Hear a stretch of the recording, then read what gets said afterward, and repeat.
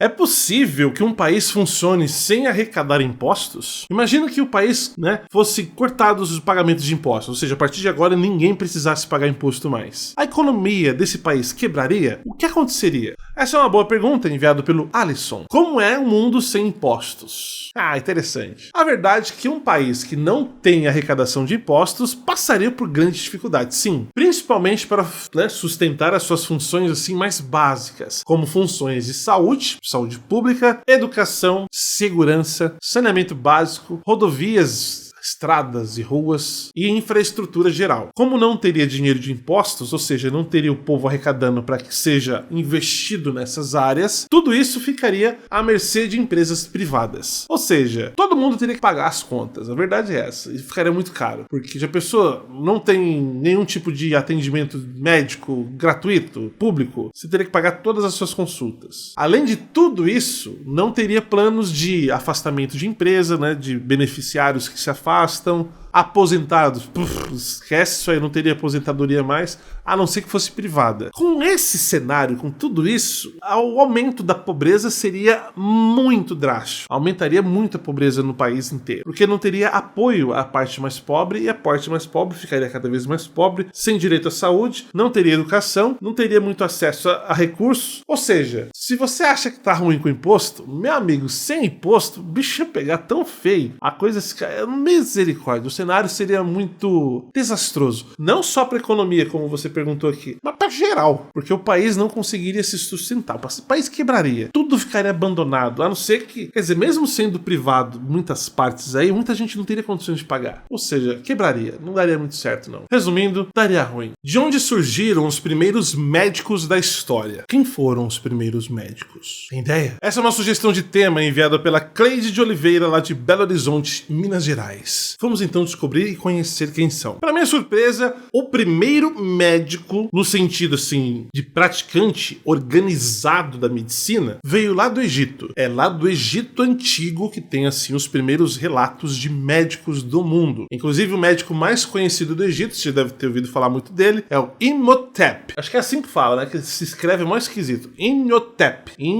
Imhotep. Esse cidadão, ele era sacerdote, arquiteto e também médico. Ele viveu cerca de 2.600 anos antes de Cristo. E muitas vezes que acharam hieroglifos que falam dele, ou registros dele, cita ele como sendo um médico. Quer dizer, uma pessoa que levava a cura das doenças para as pessoas do Antigo Egito. Ele é considerado autor de alguns tratamentos, de alguns procedimentos médicos até hoje. Depois do Antigo Egito, a medicina começou a se desenvolver gradualmente na antiga Mesopotâmia. Lá eles praticavam uma coisa chamada Azu. Não é azul de cor, não. Era Azu, A-S-U. Só que os antigos mesopotâmios, eles empregavam mais práticas religiosas e magia para poder assim realizar os seus tratamentos. Ou seja, envolvia ocultismo na bagaça aí. Agora, foi a partir da Grécia Antiga que começou então a se desenvolver a medicina atual, a medicina moderna. Tanto que Hipócrates é considerado o pai da medicina moderna. Foi ele que estabeleceu a medicina como uma profissão distinta, que tinha princípios éticos e práticas baseadas na observação e na lógica. Não envolvia magia, nem religião. Então, toda essa cultura que a gente analisou dos antigos egípcios, dos antigos mesopotâmios, até chegar na Grécia, foi desenvolvendo a história da medicina. Cada um deles contribuíram de uma certa forma para o desenvolvimento, para os estudos, para que hoje a medicina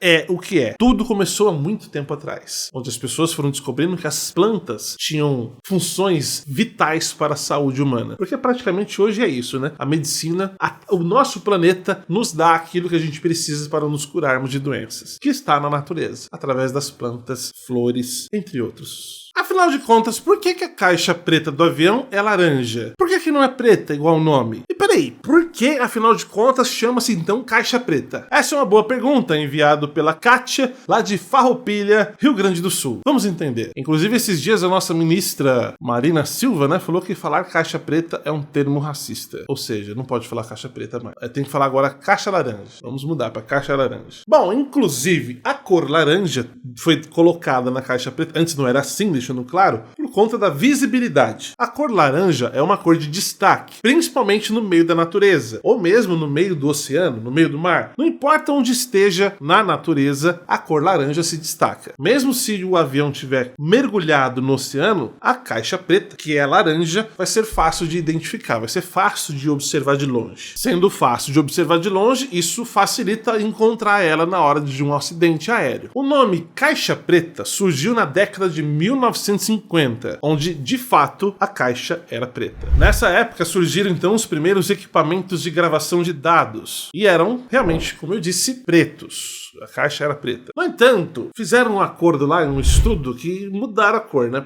para laranja. Como eu disse, por quê, né? Aí para você já entender. Mudaram a partir de 1960, quer dizer, da década de 1960 já adotaram mudar a cor da caixa preta para laranja para se destacar. A caixa preta dos aviões são compostas geralmente por duas partes: a caixa de registro de voz e a caixa de registro de dados do voo. Nelas são registradas todas as conversas entre os pilotos e os comissários de bordo, até mesmo o som interno do cockpit. Também são gravados ali dados sobre o desempenho do avião, como a velocidade, altitude, direção e até mesmo a condução do motor são registrados nela. As caixas pretas, quer dizer, as caixas laranjas, elas são montadas de forma bem robusta para que ela aguente mesmo o impacto quando acontecer um acidente. E elas também suportam até mesmo incêndios. Agora, uma coisa que é interessante é que essas caixas pretas, elas são equipadas com alguns faróis. Esses faróis ficam piscando durante 30 dias quando são acionados, claro, na emergência. Então elas têm bateria que suporta ela ficar piscando o farol para poder facilmente identificar ela, achar ela de longe. Ela consegue piscar por 30 dias direto. Resumindo então, as caixas pretas são laranjas para facilitar a identificação e a localização dela em meio à natureza, seja ela numa floresta ou mesmo no mar. E elas têm esse nome porque realmente elas eram pretas quando foram criadas, só depois de um tempo que entenderam que o preto não é muito destacado para poder achar no meio do mar. Então pintaram de laranja. E elas servem para guardar os registros dos voos, tanto registros como as comunicações dos pilotos. Agora ficou mais claro. Por que os grilos só cantam à noite? Já reparou nisso? Você não vê um grilo cantando durante o dia. Não tem. Quer dizer, se você achar um grilo cantando de dia, você pode pesquisar que ele tá muito louco. Ele tá doidão. Inclusive, essa foi uma sugestão de tema enviado pelo Carlos Silva, lá de Abaetuba, no Pará. Vamos então descobrir o porquê então que os grilos só cantam à noite. Qual que é a razão disso? O fato é que os grilos, a maioria deles, são insetos noturnos. Ou seja, são insetos que vivem, são mais ativos durante a noite. E isso tem pelo menos 3 justificativas. A primeira, nós podemos falar que é a questão do ambiente, da temperatura. Os grilos são mais ativos em temperaturas mais baixas, onde existe uma umidade mais alta, ou seja, à noite. Essas condições são mais adequadas para a sua atividade, inclusive até mesmo para cantar. Assim, à noite também eles evitam os predadores, como pássaros e lagartos. Afinal de contas, é raro você ver pássaros voando à noite. Só quando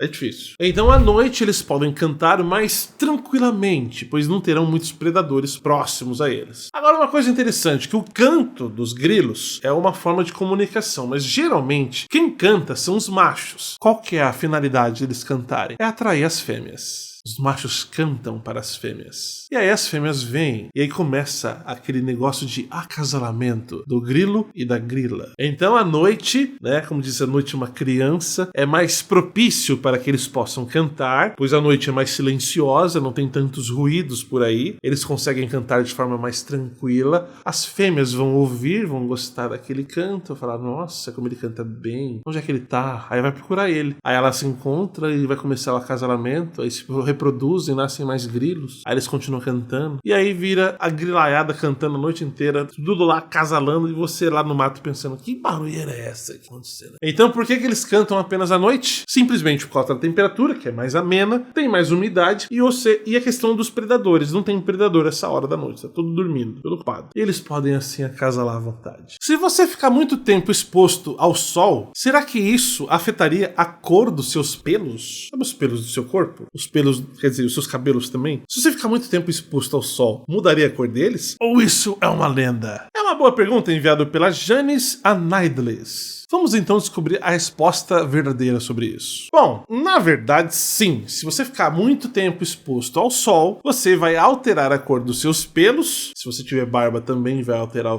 a cor da barba e, claro, do cabelo. Isso acontece porque você vai ficar muito tempo exposto aos raios ultravioletas do sol, ou raios UV, como todo mundo sabe bem, UV. Esses raios podem causar danos às células que produzem uma coisa chamada melanina. A melanina é uma espécie de pigmento que dá cor tanto aos nossos pelos, uma barba, como aos cabelos e até mesmo a cor da nossa pele. A melanina, ela é produzida por algumas células chamadas melanócitos. Quando essas células são danificadas por conta dos raios ultravioletas, elas acabam produzindo então menos melanina, ou acaba alterando a forma como é produzida a melanina. Em geral, isso pode acabar resultando em pelos mais claros, meio que descoloridos que falam, né? Algumas vezes você não consegue nem definir que cor que tá. Às vezes você tem pelo escuro, mais castanhos, e quando você fica muito exposto ao sol, seus pelos vão ficando mais clarinhos. Foi porque os raios ultravioleta que vêm do sol danificaram certa parte dos seus melanócitos. Isso resulta em menos pigmento, ou seja, menos melanina. Pessoas que têm pelos mais grossos, isso geralmente não impacta tanto. Agora, pessoas que têm os pelos mais finos, a melanina vem em menor quantidade. Então isso